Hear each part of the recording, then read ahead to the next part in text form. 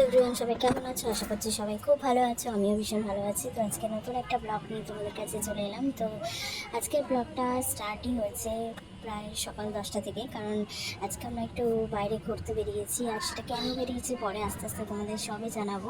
তো তোমরা please continue দেখতে থেকো। তো আজকে দেখো, পাপা আর টোটো আর আমরা চলে গেছিলাম অনেক বহু বছর, প্রায় 10 বছর পর কালীঘাটে। এই কিছু মুহূর্ত তোমাদের সাথে আমি শেয়ার করব।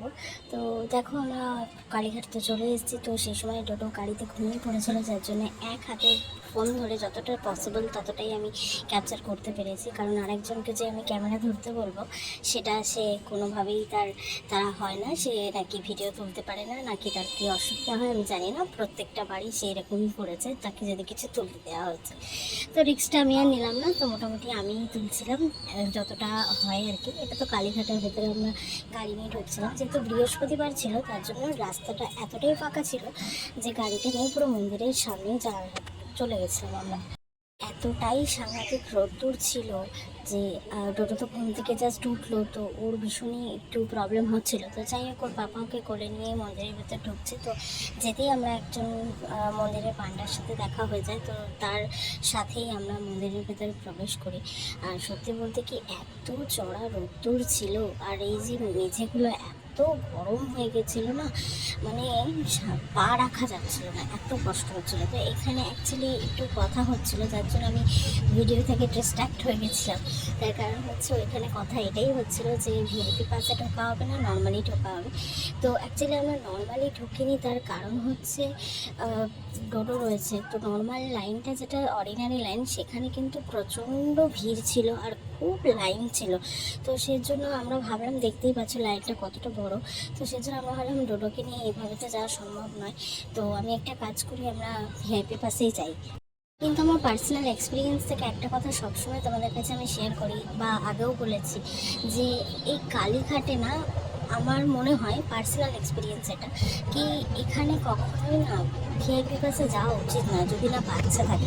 বাসে যাওয়ার যেরকম অপরচুনিটিস থাকে বা যেরকম বেনিফিট থাকে, ঠিক তেমন কিন্তু কষ্টও হয়, অনেকটাই ওয়েস্ট অফ মানি আমার কাছে মনে হয়েছে কিছু কিছু ক্ষেত্রে। তো যাই হোক, তো সেসব বাদই দিলাম। তো সেগুলো ছেড়ে দিয়ে আমি মোটামুটি তাদের সাথে কথাবার্তা বলে আমরা ডিসাইড করলাম যে ভিআইপি পাসেই যাবো। আর এখানে অ্যাকচুয়ালি অনেকগুলো ফুলের মালা ছিল, পদ্মের ফুলের মালা, লাল জবার মালা। তো এই মন্দিরের প্রসাদের ডালাটার মধ্যে তো লাল জবার মালা ছিল, বাট আমার খুব পছন্দ হয়েছিল যে পদ্মের মালা একটা দেওয়ার। কিন্তু ওনারা কোনোভাবেই অনলাইন অ্যাকসেপ্ট করছিলেন না। ওনাদের পদ্মের মালা তো ভালোই এক্সপেন্সিভ হয়। তো তাও আমরা বলেছিলাম যে আমাদের কাছে এতটা ক্যাশ নেই, আমরা অনলাইনে পেমেন্ট করে দিচ্ছি। তো তখন বললেন কি না, অনলাইন অ্যাকসেপ্ট করা যাবে না, আপনাকে ক্যাশই পেমেন্ট করতে হবে। তো যাই হোক, কোনোভাবে অ্যারেঞ্জ করা পসিবল হয়নি বলে আমরা অ্যাটলিস্ট একটা পদ্ম দিয়ে পুজো দেবো না, সেটা তো হয় না। আমার খুব ইচ্ছা ছিল পদ্ম দিয়ে পুজো দেওয়ার। তো পদ্ম দিয়ে পুজো দেওয়া হলো অ্যাটলিস্ট লাস্ট। তো আমার ডটো তো ভীষণভাবে এক্সাইটেড ফিল করছিল, আর এই ফুল নেবো, এই ফুল নেবো, সেই ফুল নেবো। ওর মোটামুটি যত যা ফুল দেখবে সেগুলো নেবে, চটকাবে, এই সমস্ত ওর হচ্ছে প্ল্যান থাকে মাথায় সবসময়। যাই হোক, আশ্চর্যভাবে একটা জিনিস আমি দেখলাম, যেন আমার ডটো কিন্তু এত শান্ত নয়। মানে আমি ওকে নিয়ে আগেও রাস্তায় বেরিয়েছি, বিভিন্ন রকম অ্যাক্টিভিটিস তার মানে ট্যান্ট্রাম সহ্য করতে হয়েছে, কিন্তু ও অসম্ভব মানে চুপচাপ। আর অত রোদ্দুর লাগছে, তারপরেও কিন্তু ও চুপ করেছিল। তো মন্দিরে বিভিন্ন জায়গায় যজ্ঞ হচ্ছে, তো পুজো এই সমস্ত হচ্ছে, আমার ডোডো বারবার করে সেগুলো আমাকে বলছে যে মা নন নন, মানে অ্যাকচুয়ালি ও বোঝাতে চাইছে যে আমরা মন্দিরে এসেছি, সেটা ওর ভাষায়ও বোঝাচ্ছে। ভালো লাগলো যে অ্যাটলিস্ট 2 বছর বয়স ওর হয়েছে। তো 2 বছর বয়সে ও যে এতটুকু বোঝাতে পেরেছি ওকে, বা একটু একটু করে ওকে বাইরে অ্যাটমসফিয়ারের সাথে অ্যাটাচ করতে পেরেছি, এটাই আমাদের অনেক। আর এর জন্যই ওকে আস্তে আস্তে বের করানো হয়। আসলে এতটা রোদ্দুর, এতটা গরম থাকে না। হ্যাঁ, হয়তো আমরা আজকে উবের ধরছি কি ওলা ধরে যাচ্ছি, সেটা ঠিক আছে, বাট সেটা যতটুকুন রাস্তায় যাচ্ছি ততটুকু পর্যন্ত। কিন্তু যখন বাইরে বেরোচ্ছি তখন তো সেই গরমটা লাগছে। এবার ও কতটা সহ্য করতে পারবে, কতটা কাঁদবে। আর ও অ্যাকচুয়ালি এমন ছেলে, একটু যদি কান্না শুরু করে তো কোনোভাবে তাকে সামলানো সম্ভব নয়। এই ভয়টা সারাক্ষণ আর কি মনের ভেতরে মানে থাকে যে কোনটাতে ও কাঁদবে, কোনটাটা কী করবে সেটার উপর ডিপেন্ড করে। তো যাই হোক, আমাদের পুজো টুজো সমস্ত দেওয়া হয়ে গেল। আর হয়ে যাওয়ার পর তারপরে ওর পাপা ওকে নিয়ে কোলে করে বেরিয়ে যাচ্ছে। আর সত্যি কথা বলতে কি, বাইরে বেরিয়ে ওর পাপাই ওকে কোলে নেয়। আমি খুব একটা ওকে যে কোলে নিয়ে যাই সেটা না, ওর পাপার সাথে থাকতেই ভালোবাসে। আর ওর পাপাও দেখি ওকে নিয়ে বেশ এনজয় করে। তো এই মোমেন্টে আমরা দাঁড়িয়ে একটু ফটো ক্লিক করে নিলাম। আর ওই পুজো টুজো দেওয়া হয়ে গেছিলো, ভীষণ খেতে পাচ্ছে, কোথাও একটা খেতে যেতে হবে। তো আমাদের অ্যাকচুয়াল প্ল্যান ছিল যে হাজরা মোড়ে যে রয়েছে কালীঘাটের কাছে কলকাতা রাজবাড়ি, তো সেখানে যাওয়ার, কিন্তু ওখানে টেবিল বুক করা ছিল। বাট কোনো প্রকারে ওখানে যাওয়ার জন্য এত অসুবিধা হচ্ছিল, মানে ওই সময়টা না এমন ছিল, না আমরা কোনো অটো পাচ্ছি, না আমরা কোনো বাস পাচ্ছি, আর না আমরা ওলা উবের পাচ্ছি, কিছুই পাচ্ছি না। সবথেকে বড় কথা, জায়গাটা ভীষণ অড, মানে যদি চলেও যাই আসার সময় আবার প্রবলেম হবে।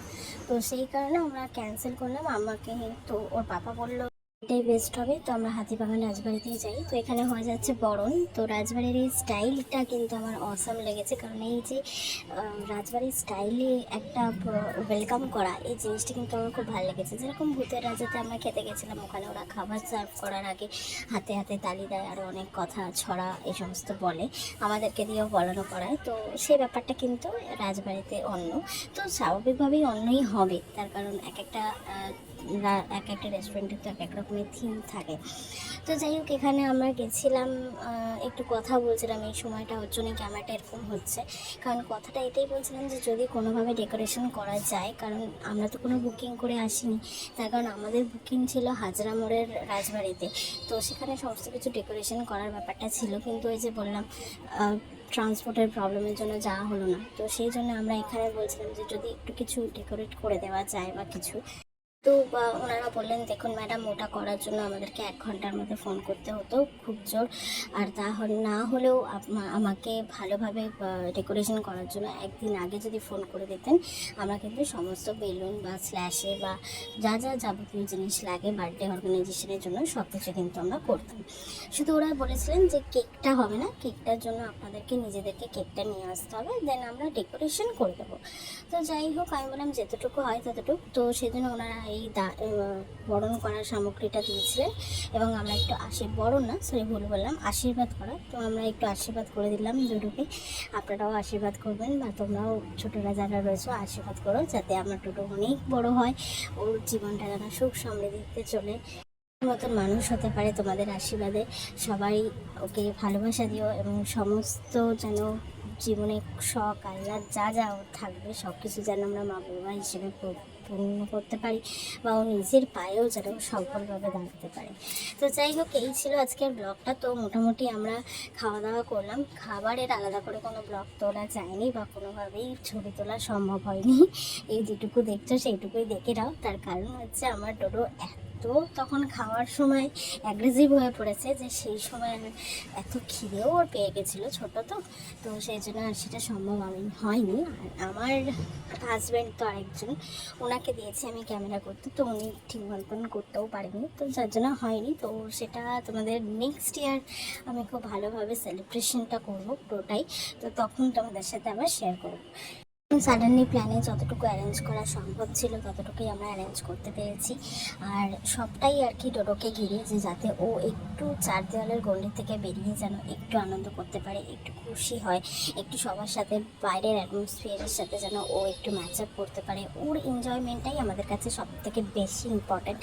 ও কিসে খুশি হবে, ওর কিসে ভালো লাগবে, ওর কালচার কিসে ঠিকঠাক হবে, তো সেই বিষয়গুলোর জন্যই। তো যাই হোক, আমাদের খাওয়া দাওয়া সমস্ত কিছু কমপ্লিট, এবার আমরা বেরিয়ে যাব, তার জন্য ওর পাপার কোলে উঠে পড়েছে। তো চলো, আজকের ব্লগটা এখানেই শেষ করলাম, দেখা হবে নেক্সট ব্লগে। সবাই ভালো থেকো, টাটা।